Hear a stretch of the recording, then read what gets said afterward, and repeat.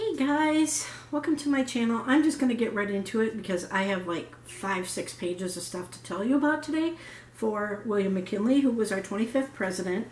So forgive me for going the usual formalities.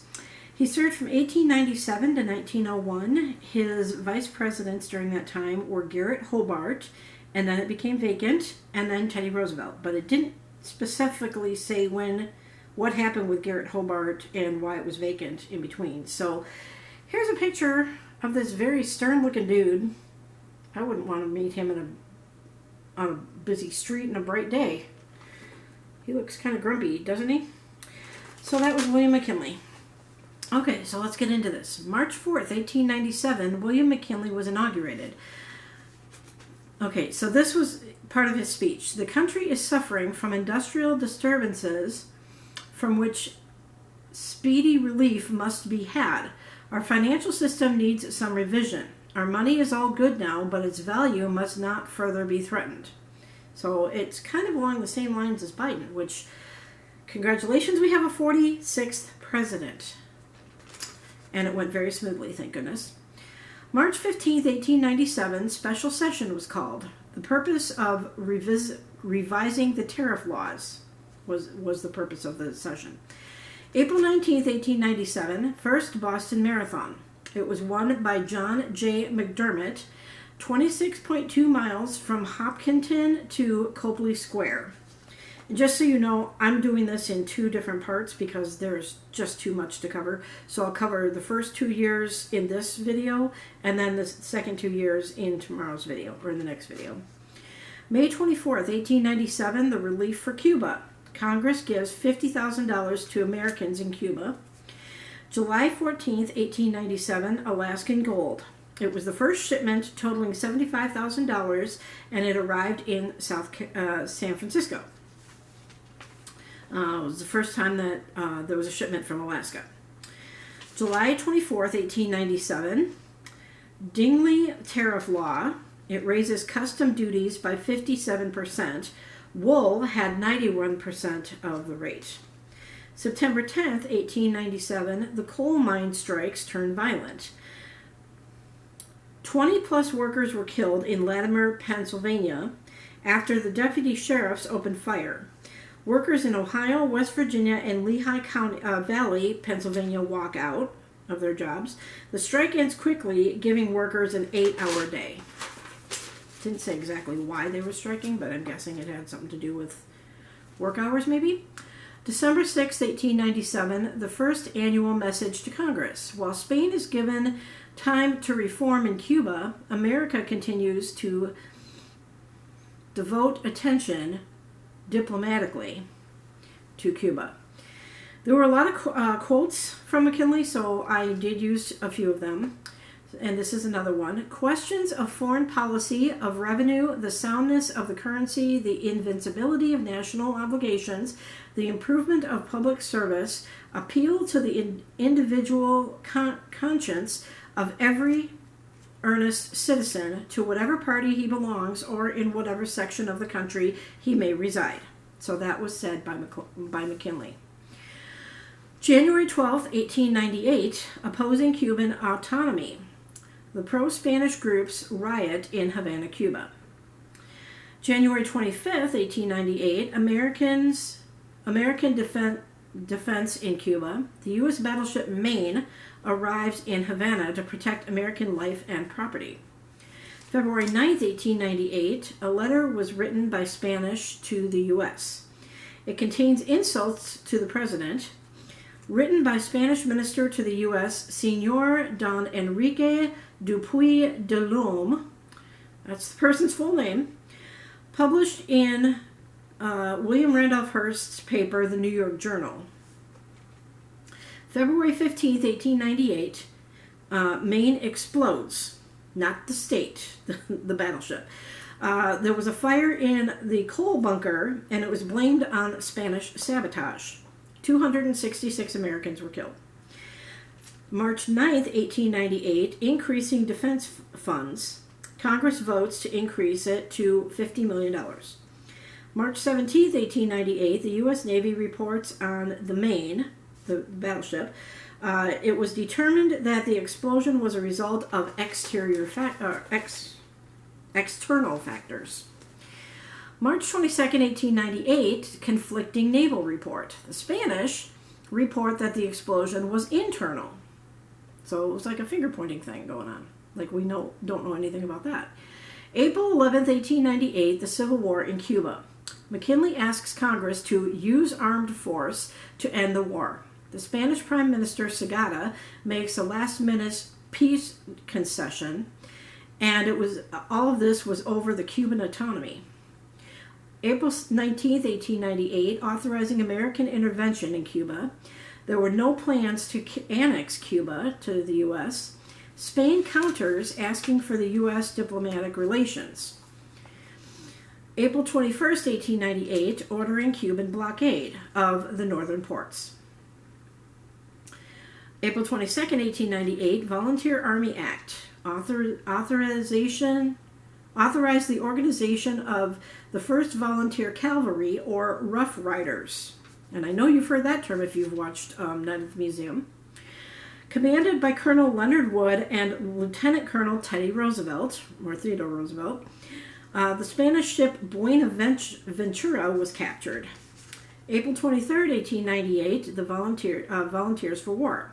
McKinley asks for 125,000 volunteers to fight Spain. Spain declares war on the same day. Spain declares war on the U.S. April 25th, 1898, Congress declares war with Spain. May 1st, 1898, the war at Manila Bay. Commander George Dewey defeats the larger Spanish fleet. Opens the door for the U.S. occupation of Manila in August of that year. May 25th, 1898, the additional volunteers for war. The president asks for an additional 75,000 troops. The expedition of 2,500 men set sail for Manila in the Philippines from San Francisco. And I know one of you will enjoy this part of it. June 1st, 1898, the Erdman Arbitration Act authorizes government mediation between interstate carriers and employees. This is where I got mixed up. Okay, prohibits carriers from blacklisting and what was the other word? Not dehumanizing, discriminating the union laborers. Supreme Court rules it's unconstitutional in June of 1908. June 10th, 1898, land at Guantanamo. 600 U.S. Marines land at Guantanamo Bay. The same day, the War Revenue Act. Congress passes it, generating $100 million a year from taxes levied on beer, tobacco, amusements, and some business transactions. The president signs it on June 13th. June 12th, 1898, troops deploy from Key West. 17,000 under the command of General William Shafter head to Cuba. Wonder if that's where we get the term, they got the shaft. Sorry, bad joke. June 21st, 1898, Guam surrenders.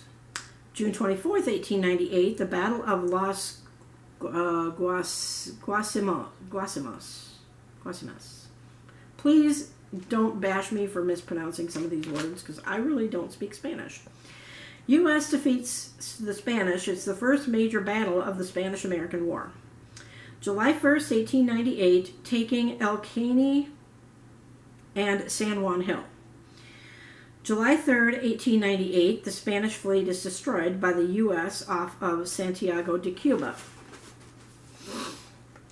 Same day, annexing Hawaii, which now is part of the U.S. July 17th, 1898, Santiago de Cuba surrenders, along with 24,000 Spanish troops to U.S. General William Shafter. Not Shatner, but Shafter. July 25th, 1898, American forces invade Puerto Rico. I know, I'm thinking of Lin-Manuel too. August 12th, 1898, Spain and U.S. sign the armistice. Spain agrees to give Cuba independence. It cedes Puerto Rico and Guam to the U.S., and the Philippines is left in the lurch. August 14th, 1898, the Spanish forces in the Philippines surrender. Negotiating with Spain, the Secretary, also on the same day, there was a negotiation with Spain.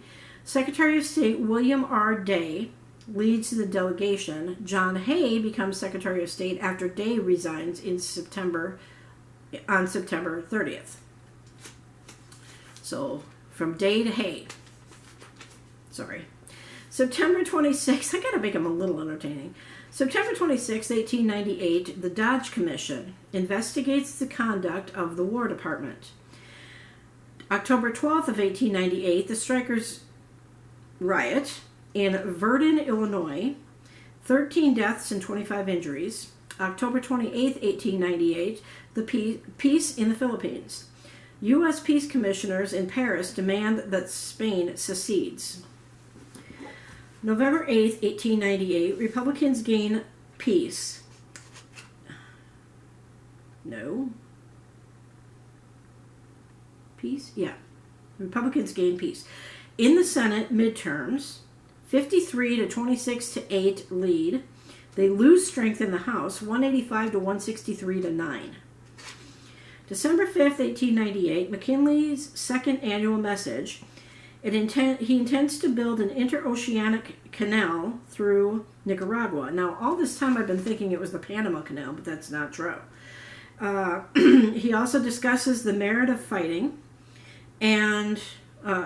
discusses the merit of fighting the Spanish-American War. Wow, we're almost done. Yay!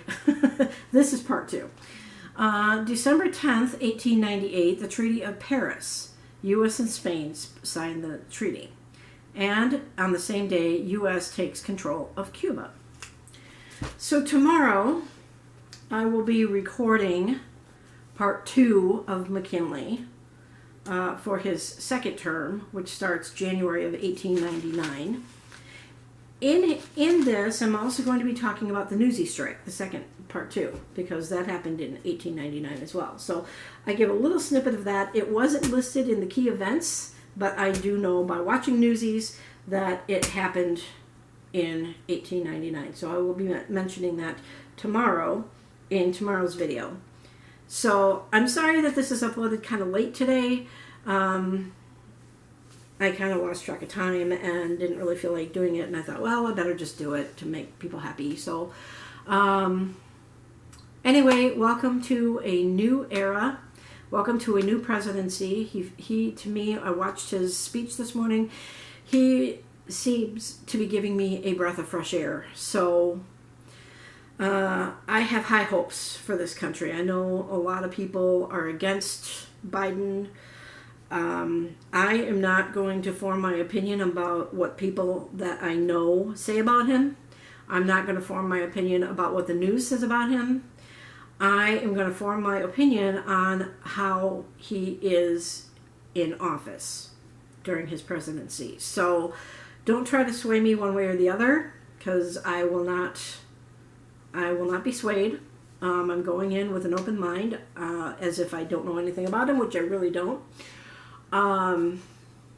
But he is promoting unity and peace and uniting the country again, which is what we really need after this past 4 years. So anyway, come back tomorrow for part 2 of McKinley. We will see you tomorrow. Class is dismissed. Have a sunny day.